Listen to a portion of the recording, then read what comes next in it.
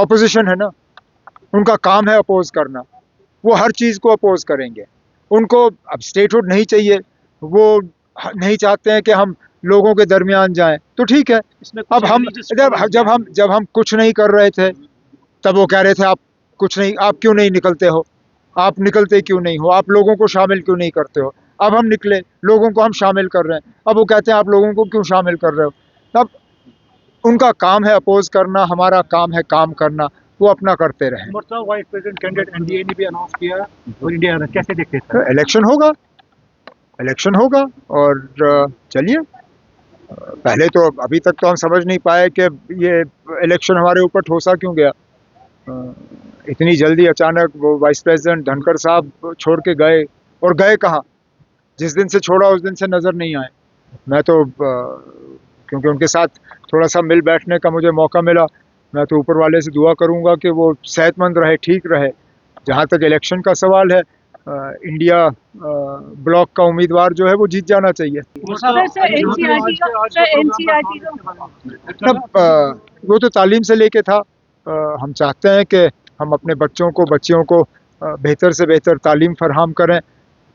हम जानते हैं कि तालीम में कुछ खामियां हैं, कुछ कमज़ोरियां हैं, चाहे वो इंफ्रास्ट्रक्चर को लेके हो, चाहे दूर दराज इलाकों में टीचरों की कमी है, और जो नया इंफ्रास्ट्रक्चर आया है उस नए इंफ्रास्ट्रक्चर को किस तरह इस्तेमाल किया जा सकता है। जो बजट में हमने कुछ ऐलान किए थे मॉडर्न क्लासरूम्स के और K-12 स्कूल्स के, उसके बारे में, तो ये वन डे वर्कशॉप है। मैंने तो इनसे यही कहा हुआ है कि ये अगर 10 चीज़ें एक रोड मैप के तहत 10 हमें अपनी सिफारिशें दें तो उस पर हम अमल कर लेंगे। आफ्टर बैनिंग सम पब्लिकेशन, अब एनसीईआरटी का एक मॉड्यूल आया है जिसमें दे आर सेइंग कि जो पार्टीशन था वो जिन्ना की वजह से खाली नहीं हुआ, कांग्रेस की वजह से भी हुआ और माउंट बेटन की वजह से, एंड ऑल्सो जो कश्मीर में सिक्योरिटी कंडीशन हुई वो उस वजह से हुई। हिस्ट्री के साथ छेड़छाड़ करना, और खासकर जब सियासी लोग ये करते हैं तो गलत है, क्योंकि अब कल को हुकूमत बदलनी है, आज नहीं तो कल, कल नहीं तो परसों, कोई हुकूमत हमेशा के लिए नहीं होती। अब मान के चलिए कल को बीजेपी की हुकूमत नहीं होगी, कोई और हुकूमत होगी, वो आरएसएस के खिलाफ चैप्टर लिखना शुरू करेंगे, फिर क्या करोगे, फिर हुकूमत बदलेगी, वो चैप्टर निकलेगा, दूसरा चैप्टर आ जाएगा। तो इसलिए अब जहाँ तक हो सके इन चीज़ों को सियासत से दूर रखना चाहिए। जो हमारा हिस्ट्री है बच्चों को वो सीखने दीजिए, उसके बाद बच्चे खुद फैसला करें, जो सही है वो सही है, जो गलत है वो गलत है। अब हमारा बेड़ा गर्क अंग्रेज़ों ने किया नहीं किया वो तो सच्चाई है, अंग्रेज़ों ने हमारा बेड़ा गर्क किया। क्या उस वक्त हिंदुस्तान के 2 हिस्से करने की मांग नहीं आई, लेकिन जो सच्चाई है वो रख लीजिए, लेकिन इसमें अब आप सियासत भी लाएंगे वो गलत है।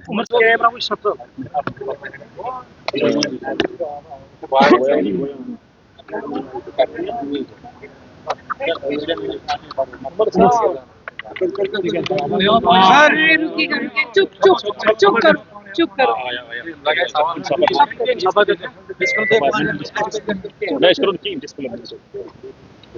उमर साहब, थैंक यू सो मच। थोड़ा सा किश्तवाड़ के बारे में जानना चाहेंगे, अभी क्या कुछ स्टैट्स है? किश्तवाड़ की जो हालात हैं वो आपके सामने हैं, और दिन ब दिन अब ये तो अब हम मान के चलें कि जो लोग लापता हैं, कोई 70 के आसपास, उनको अब जिंदा खोज के निकालना अब लगभग नामुमकिन बन रहा है।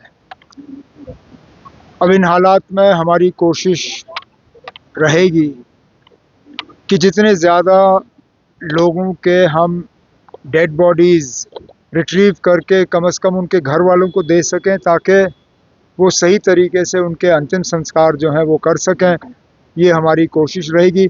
उसके बाद जो वहाँ पे लोकल लेवल पे हमें उनकी मदद करनी होगी, उन्होंने 3-4 चीज़ें जब मैं वहाँ पे गया था मेरे सामने रखे, उन पे हम गौर कर रहे हैं, जितना हमसे हो सकेगा हम कर उमर लेंगे। साहब, आपने डिजास्टर मिटिगेशन फंड का ऐलान भी किया था, थोड़ा सा उसके बारे में जानना नहीं, वो तो ग्लेशियल लेक्स जो है उनके बर्स्ट, उनके जो फटने की जो खतरा, उनका जो खतरा रहता है उसको कम करने के लिए। लेकिन अभी तक जो खबरें हमें आ रही हैं, जो किश्तवाड़ में हुआ वो ग्लेशियल लेक फटने से नहीं हुआ, वो बादल फटने से हुआ है। अब इसके लिए हमें एक टीम ऑफ एक्सपर्ट्स जो है मुकर्रर करके अब हमें देखना चाहिए कि कौन से ऐसे इलाके हैं जहां सबसे ज़्यादा खतरा है। अब कुछ महीने पहले यही चीज़ रामबन में देखने को मिली। उस वक्त माली नुकसान बहुत हुआ, जानी नुकसान कम। इस बार जानी नुकसान बहुत हुआ क्योंकि ऊपर वाले का करना ये था कि वहाँ से यात्रा चल रही थी तो यहाँ से बादल फटा। लेकिन इस तरह के हालात दोबारा ना बने, या अगर बन भी जाते हैं तो नुकसान कम हो, उसके लिए हुकूमत के तरफ से क्या क्या कदम उठाए जा सकते हैं, इसके लिए अब हमें कुछ एक्सपर्ट्स मुकर्रर करके उनकी एक रिपोर्ट उनसे मांगनी होगी।